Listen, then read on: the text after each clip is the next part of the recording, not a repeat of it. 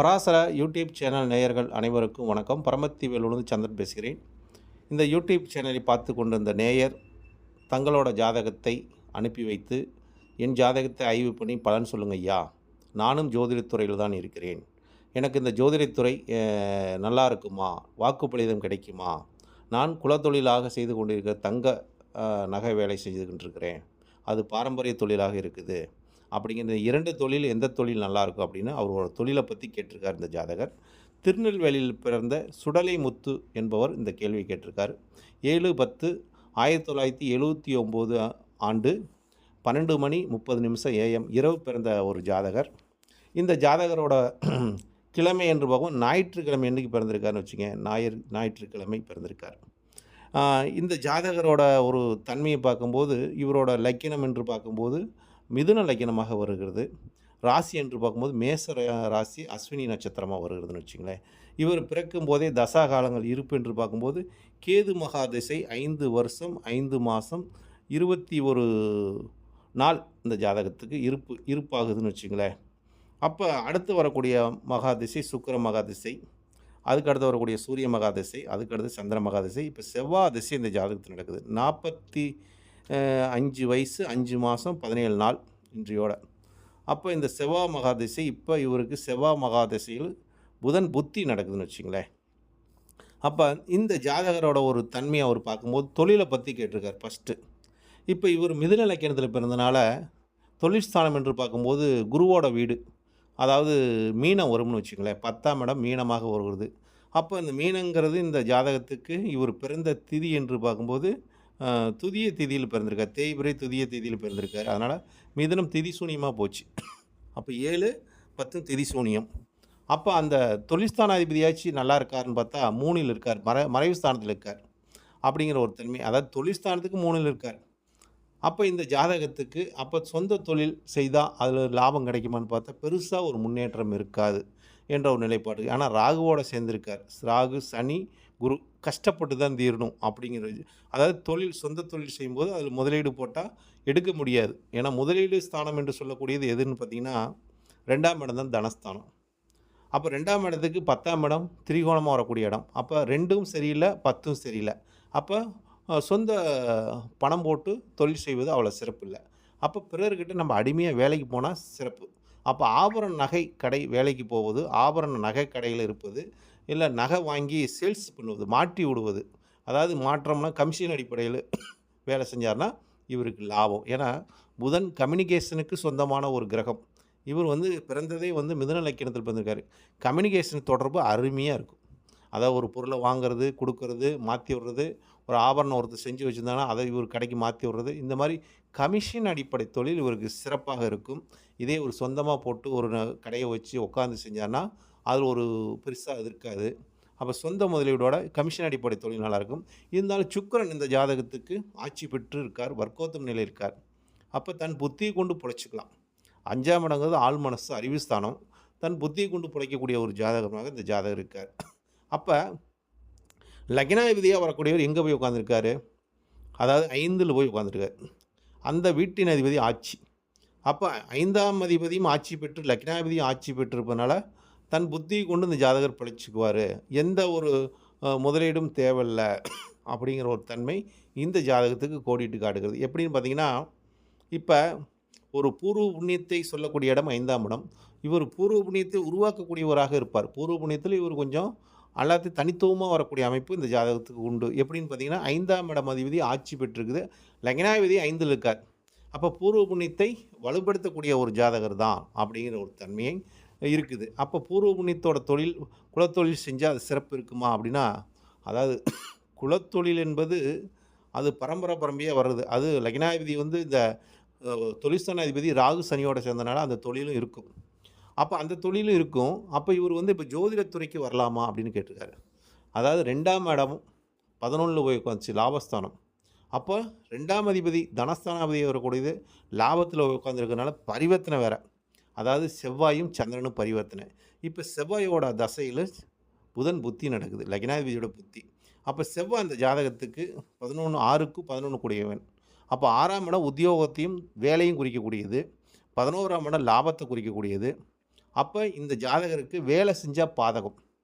அதாவது ஒரு ஏதாச்சும் வேலை செஞ்சானா, வேலைக்கு போனான்னா, ஒரு தொழிலே செஞ்சானாலும் அதுக்கு பாதகத்தை கொடுக்கும். ஏன்னா, தொழில் செய்யக்கூடிய, வேலை செய்யக்கூடிய ஸ்தானத்துக்கு செவ்வாய் பாதகத்தில போய் உட்காந்துருச்சு. 6ஆம் இடத்துக்கு 9 போய் உட்காந்தா அந்த இடம் பாதகமா போச்சுன்னு வச்சுக்கங்களேன். அதனால வேலையில ஒரு நிம்மதி இல்ல. வேலை செஞ்சா அதில முன்னேற்றம் கிடைக்காது. வேலை செய்றதுனால நமக்கு அவப்பேர் தான் குடுக்குது. அதில ஒரு சரியான ஒரு மனப்போக்கு அதில இருக்காது. செஞ்சு ஒரு திருப்தி இருக்காது என்ற ஒரு நிலைப்பாடு இந்த ஜாதகத்தில் கோடிட்டு காட்டுகிறது. அது செவ்வாய் திசை ஆரம்பிச்சதுலேருந்தே இவருக்கு தெளிவாக காட்டுகிறதுன்னு வச்சுங்களேன். ஏன்னா, அந்த செவ்வாய் திசையிலே ஆரம்பிச்சதுக்கப்புறம் இவருக்கு வந்து அந்த வேலையில எப்படின்னு பார்த்தீங்கன்னா 2021லேருந்து செவ்வாய் திசை ஆரம்பிச்சிருச்சு.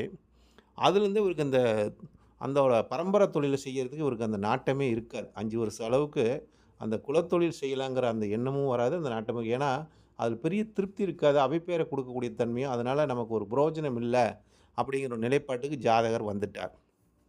அப்ப அந்த தொழில உற்றலாமா அப்படிங்கிற ஒரு தன்மை இந்த ஜாதகத்துக்கு இப்ப கேள்வியாக இருக்குது. அப்ப நான் ஜோதிடத் துறையில் வந்தா எனக்கு எதிர்காலம் எப்படி இருக்கும்? ஜோதிடம் என்பது தொழில் கிடையாது. இப்ப எல்லாரும் ஜோதிடம்ங்கிறது ஒரு தொழிலுங்கிறாங்க. நிச்சயமா அது தொழில் கிடையாது. ஜோதிடம் என்பது அர்ப்பணிப்பு. நம்ம வந்து கேட்குறவங்களுக்கு எந்த ஒரு பிரதிபலனும் இல்லாம நான் அவங்களோட ஜாதகத்த பார்த்து கிரகம் என்ன சொல்லுதோ அத பார்த்து நம்ம சொல்லிட்டு போயிட்டே இருக்கணும்.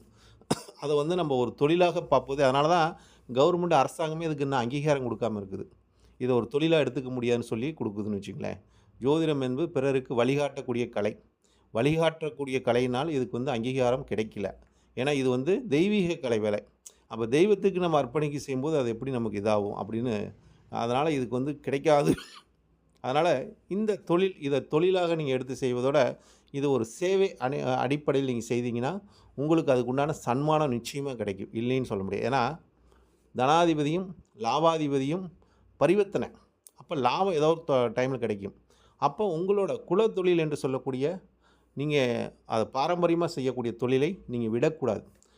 அது மெயின் முக்கியம். ஏன்னா, அந்த தொழில் அதிக முதலீடு போடாம, நீங்க வந்து இந்த ஒரு கமிஷன் அடிப்படையில ஒரு பொருள இங்க இருக்கிறத அங்க மாத்தி விடுங்க. கமிஷன் அடிப்படையில் பேசிக்கலா இருக்கிறத நீங்க வாங்கி, அத வந்து ஒரு கடைய கூட வச்சுக்கங்க. ஒருத்தர போட சொல்லுங்க, முதல்ல போட சொல்லுங்க. அத நீங்க பார்த்துக்குங்க. அப்படி பார்த்துக்கிட்டீங்கன்னா கூட உங்களுக்கு அந்த ஆபரணத்த விக்கும்போது கூட உங்களுக்கு லாபம் கிடைக்கும். கமிஷன் அடிப்படையில் லாபம் கிடைக்கும். அந்த மாரி நீங்க முதலீடு போடாம எந்த வேலை செஞ்சாலும் அதுல சக்சஸ் அப்படிங்கிற ஒரு தன்மை காட்டுது. உங்களோட உழைப்பு என்னைக்கும் வீண் போகாது. அதுக்குண்டான நிலைப்பாட்டை கொடுத்தே தீரும். சொந்த தொழில் வேண்டாம்.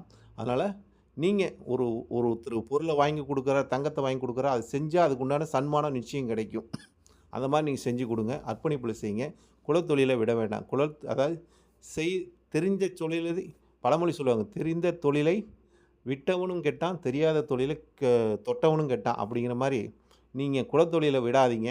அத செஞ்சுட்டு வாங்க. ஜோதிடம் உங்களுக்கு சப்போர்ட் பண்ணும். ஜோதிடத்தை நீங்க கையில எடுத்துக்கங்க. ஜோதிடமும் சொல்லுங்க. இதுக்கு ஒரு நாள ஒதுக்கிக்கங்க. இதுக்கு ஒரு நேரத்த ஒதுக்குங்க. தொழில் செய்றதுக்கு அதுக்குண்டான வேலைய நீங்க செஞ்சுட்டு வாங்க. ஏன்னா, அத நம்பி இத விட்டு நீங்க இதில வந்து ஏமாந்துராதீங்க. ஜோதிடம் என்பது தொழில் கிடையாது. இது ஒரு கிரகங்கள் கொடுக்கக்கூடிய ஒரு தெய்வீக கலை. இது அனைவருக்கும் எல்லா நேரத்துக்கு வராது. அந்தந்த நேரத்துக்கு தான் வரும். அதனால தொழிலை செய்யும்போது இது உங்களுக்கு நல்லாவே வரும். ஜோதிடமும் வரும். ஏன்னா, உங்களுக்கு ஜோதிடம் வாக்குஸ்தானம் என்பது 2ஆம் இடம். 2ஆம் இடத்து அதிபதி 11ல போய் உட்கார்ந்திருக்கார். லாபம் உண்டுன்னு சொல்லுது. ஆனா 2ஆம் இடத்துல செவ்வாய் இருக்குது. வேகமாக செயல்படக்கூடிய ஒரு கிரகம். அந்த செவ்வாயும் சனியோட சாரத்த பெற்றிருக்குது. அஷ்டமாதிபதி சாரம். அதுவும் பாக்கியாதிபதியும் சாரமும் கூட. 8க்கு 9 கூடிய சாரத்த பெற்றிருக்குது. செவ்வாய் சனியோட சாரத்த பெற்றிருக்கனால, சனிங்கிறது உழைப்ப கொடுக்கக்கூடிய கிரகம். அப்ப வேர்வை சிந்தாம நமக்கு எதுவும் கிடைக்காது. சுலபமா லாபத்த அடைய முடியாது அப்படிங்கிற ஒரு தன்மையை காட்டுது. அப்ப உங்களோட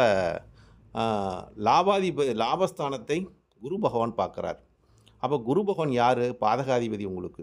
இந்த ஆள் தன்னோட முயற்சிய கொண்டு பார்க்குறார். அப்ப செய்யற தொழில்ல முயற்சி எடுங்க. இன்னும் முயற்சிய காட்டுங்க. அதுக்கு உண்டான லாபம் நிச்சயமா குடுக்கும். லாபம் கிடைக்கும் என்பது எல்லளவும் சந்தேகம் இல்ல. ஏன்னா, குரு பகவான் கேதுவோட சார்ந்த சாரத்தை பெற்றிருக்கனால, நீங்க ஆசைப்பட்டீங்கன்னா எதுவும் கிடைக்காது. ஆசைப்படாம மனநிறைவோட எந்த காரியத்தையும் செய்யுங்க. எதையும் எதிர்பார்த்து செய்யாதீங்க. எதிர்பார்த்தா ஏமாற்றமே மிஞ்சும். எதில எதிர்பார்த்தாலும் உங்களுக்கு ஏமாற்றம் தான் மிஞ்சும். அப்படிங்கிற ஒரு தன்மை. ஏன் சொல்றேன்னு கேட்டீங்கன்னா, லக்கினத்தில மாந்தி, 2ஆம் இடம் நீசம் செவ்வா. அப்ப நம்ம வந்து எதையும் எதிர்பார்க்கக்கூடாது. எண்ணம் என்று சொல்லக்கூடிய இடம் 3ஆம் இடம். அந்த இடமும் சனி, ராகு, குரு பாதகாதிபதி வரை உட்காந்துட்டார். அஷ்டமாதிபதி அங்கே இருக்கார். அப்போ இந்த கிரகங்களாக அங்கே இருக்கிறதுனால நம்மளோட முயற்சிகள் பலமாக இருக்கணும்னு சொல்லுது. ஆனால் உங்களுக்கு 3ஆம் இடம் பலம் பெற்று இருக்குது. அப்போ முயற்சிகள் எடுக்க எடுக்க சக்ஸஸ் ஆகுங்க. அப்போ 5ஆம் இடமும் பூர்வ புண்ணியமும் சிறப்பாக இருக்குது. 5ஆம் இடம் புத்திஸ்தானம் சிறப்பாக இருக்குது. அறிவு ஸ்தானம் சிறப்பாக இருக்குது. அப்போ தன் புத்தியை கொண்டு செயல்படும் போது அந்த ஜோதிடம் பிரதிபலிக்கும் வண்ணமாக உங்களுக்கு இருக்கும். ஜோதிடம் நல் வாக்குப்பளிதத்தை கொடுக்கும்.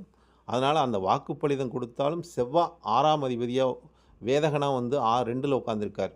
எப்போ வேணாலும் நம்மளை மாற்றி விடும், திசை திருப்பி விடும். நம் பேச்சினாலே நமக்கு பிரச்சனை வரும். அதனால் அதையும் நீங்கள் கவனமாக எடுத்துக்குங்க. அதனால் தொழிலை கவனமாக பாருங்கள். செய்கிற தொழிலை விட்டுற வேண்டாம். ஜோதிடத்தை உங்களுக்கு வந்து ஒரு சப்போர்ட்டாக வச்சுக்கோங்க. ஜோதிடமும் உங்களுக்கு கை கொடுக்கும். தொழில் நீங்கள் வந்து முதலீடு போட்டு தொழில் செய்யாமல் இருப்பது உங்களுக்கு சால சிறந்தது. குலத்தொழிலை விட வேண்டாம் என்பது என்னோடய கருத்து. ஜோதிடமும் உங்களுக்கு நல்லா வரும். அதில் உண்டான ஒரு வருமானமும் கொடுக்கும். இருந்தாலும் அந்த வருமானத்தோட குலத்தொழில் என்பது ஒரு பரம்பரை சொல்லக்கூடியது. அந்த பரம்பரையோட பேரை நீங்கள் செய்ய இன்னுமே தான் உங்களுக்கு அந்த 45 இப்போ உங்களுக்கு வயசு 45, 46 வயசு ஆகுது. இன்னும் இதில் நீங்கள் இப்போ தான் உங்களுக்கு அனுபவமே கிடைக்கும். அந்த அனுபவத்தை வைத்து இப்போ செவ்வாய் திசை நடக்குது. அருமையான திசை. 6 கூடை திசை. 6 கூடைன்னா நம்ம போராடக்கூடிய திசை. லாபமே இதுதான் கொடுக்கும். செவ்வாய் திசைக்கு அப்புறம் ராகு திசை உங்களை நல்லா கொண்டு போயிடும். அதாவது ராகு திசை தான் குருவோடையும் சேர்ந்திருக்காரு, சனியோடையும் சேர்ந்திருக்காரு. அப்போ உங்கள் முயற்சிக்கெல்லாம் வெற்றி கொடுக்கக்கூடிய ஒரு காலகட்டமாக அந்த ராகு திசை மிக நல்ல ஒரு பலத்தையும் பலனையும் கொடுக்கும். அடுத்து இப்போ வரக்கூடிய செவ்வாய் திசை உங்களுக்கு தன வருவாயை கொடுக்கக்கூடிய ஒரு காலகட்டம். அதனால் ஜோதிடத்துக்கு வந்திருக்கிறீங்க. ஜோதிடத்தில் பெருசாக ஆசைப்பட வேண்டாங்க. இது தொழில் கிடையாது, இது தெய்வீக கலை. இதை நல்ல ஒரு அர்ப்பணிப்போடு நீங்கள் செய்துட்டு வாருங்க. இதற்குண்டான ஒரு நிலைப்பாடு நிச்சயமாக உங்களுக்கு கொடுக்கும் என்று எல்லாரும் சந்தேகம் இல்லை. உங்களோட தொழில் பரம்பரை தொழிலை விட வேண்டாம். அதாவது உங்களோட ஜோதிடமும் உங்களுக்கு நல்லா வரும். அதனால் உங்கள் கேட்ட கேள்விக்கு சரியான கருத்தை சொல்லியிருப்புன்னு நினைக்கிறேன். வேறு ஏதாவது சந்தேகம்னாலும் நீங்கள் அந்த யூடியூப் சேனல் வழியாக உங்களோட கருத்தை பதிவிடுங்கள். இந்த சேனலை பார்த்து கொண்டிருக்க நேயர்கள் அனைவருக்கும் வணக்கம். இந்த மாதிரி உங்களுக்கு ஏதாச்சும் ஒரு ஜாதகத்தில் ஒரு சந்தேகம், ஏன்னா நீங்கள் ஏனாதாரமெல்லாம் கேள்வி கேட்காதீங்க. முக்கியமாக உங்களுக்கு எங்கேயும் போயிட்டு ஒரு விடை கிடைக்கல, நேர பக்கம் பார்த்தேங்க, இந்த மாதிரி நிறையாவது பார்த்தேன், எனக்கு எதுவும் கிடைக்காத ஒரு ஜாதகத்தை, ரிஸ்க்கான ஜாதகத்தெல்லாம் கொடுங்க. அதை எனக்கு தெரிஞ்ச ஒரு முறையிலும் பொறுமையான முறையிலும் எனக்கு நேரம் இருக்கும்போது உங்களுக்கு அந்த பலனை சொல்கிறேன்.